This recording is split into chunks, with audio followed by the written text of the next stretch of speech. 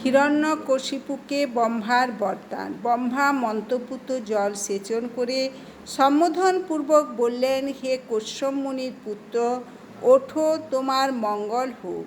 তুমি তপস্যায় সিদ্ধিলাভ করেছ, তাই আমি বর দিতে এসেছি।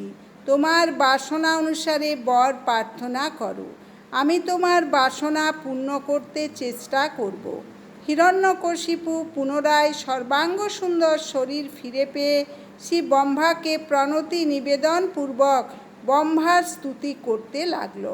ব্রহ্মা তাকে অমরত্ব বিনা অন্য যথেচ্ছ বর চাইতে বলেছিলেন, কেননা ব্রহ্মা জানিয়েছিলেন যদিও ব্রহ্মাণ্ডের অন্যান্যদের তুলনায় তার নিজের আয়ুষ্কাল অতি দীর্ঘ, তবুও তিনি অমর নন।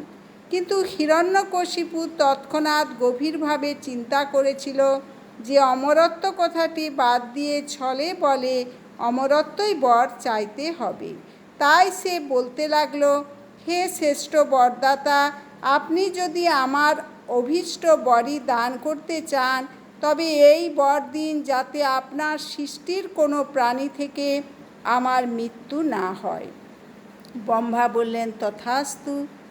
লোকে পথে ঘাটে নানা বিপদে পড়ে মরে যেতে পারে, সেজন্য হিরণ্যকশিপু আবার বলল, ভগবান, আমাকে এই বর দিন যাতে গৃহের ভেতরে কিংবা বাইরে আমার মৃত্যু হবে না। ব্রহ্মা বললেন, তথাস্তু। মৃত্যুর কাল যখন ঘনিয়ে আসবে তারও ঠিক নেই, মৃত্যুর কাল কখন ঘনিয়ে আসবে তারও ঠিক নেই। এই আশঙ্কায় হিরণ্যকশিপু বলল, প্রভু, আমাকে এই বর দিন, দিনের বেলা কিংবা রাত্রিবেলায় আমার মৃত্যু হবে না। ব্রহ্মা বললেন, হরে কৃষ্ণ কৃষ্ণ কৃষ্ণ হরে হরে, হরে রাম রাম রাম হরে হরে। ব্রহ্মা বললেন, তথাস্তু। রাত বা দিন বোঝা যাবে না এরকম স্থানে তো মৃত্যু হতে পারে। এই আশঙ্কায় সে বলল, হে ব্রহ্মা, জল, ভূমি বা আকাশে আমার মৃত্যু হবে না এই বর দিন। ব্রহ্মা বললেন, তথাস্তু। হিরণ্যকশিপু চিন্তা করল, আমার বীর পরাক্রমশালী ভাইকে বিষ্ণু শূকর রূপে এসে বধ করেছিল, বিষ্ণু মানুষ রূপেও আসে, তাই সে চাইল, হে বিধাতা, কোনো পশু বা মানুষের হাতে আমার যেন মৃত্যু না হয়।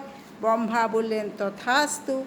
কেউই আমাকে বধ না করতে পারলেও বিষ্ণুর চক্রটিও বহু দূর থেকে এসে আমাকে বধ করতে পারে, তাই সে আরও বর চাইল, হে ভগবান, কোনো অস্তে যেন আমার মৃত্যু না হয়। ব্রহ্মা বললেন, তথাস্তু। এই ব্রহ্মাই হয়তো বধ করতে পারে, শিবও হয়তো বধ করতে পারে, কিংবা অন্য কোনো গ্রহলোকের কেউ এসে বধ করতে পারে। এই আশঙ্কায় সে বলতে লাগলো, হে প্রভু, আপনি আমাকে বরদান করুন যাতে প্রাণী অপ্রাণী কারো থেকে আমার মৃত্যু না হয়। ব্রহ্মা বললেন, তথাস্তু। দেবতা, দৈত্য, অধোলোকবাসী মহাসর্প থেকেও আমার মৃত্যু না হয়। ব্রহ্মা বললেন, তথাস্তু। হিরণ্যকশিপু চিন্তা করল, যদিও কেউ হত্যা না করে তবুও লোকে সহজেই জরাজীর্ণ হয়ে যেতে পারে, ব্যাধিগ্রস্ত হয়ে মারা যেতে পারে। তাই সে বলল, হে বিধাতা, আমি যেন ব্যাধিগ্রস্ত বা জরাগ্রস্ত না হই। ব্রহ্মা বললেন, তথাস্তু। হিরণ্যকশিপু ভাবল, সব তো বর চা হলো, কিন্তু আমাকে তো ব্রহ্মাণ্ডের রাজা হতে হবে, ব্রহ্মার পদ পেতে হবে, বর পার এই তো বিরাট সুযোগ।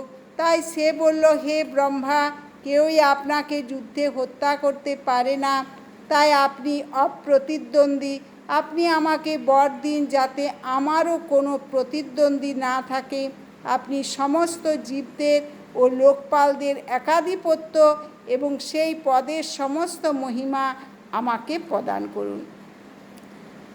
ব্রহ্মা বললেন, হে হিরণ্যকশিপু, তুমি যে সমস্ত বর আমার কাছে প্রার্থনা করেছ তা অধিকাংশ ব্যক্তির পক্ষে অতি দুর্লভ, কিন্তু তা সত্ত্বেও হে বৎস, আমি তোমাকে এ সমস্ত বরই দান করলাম।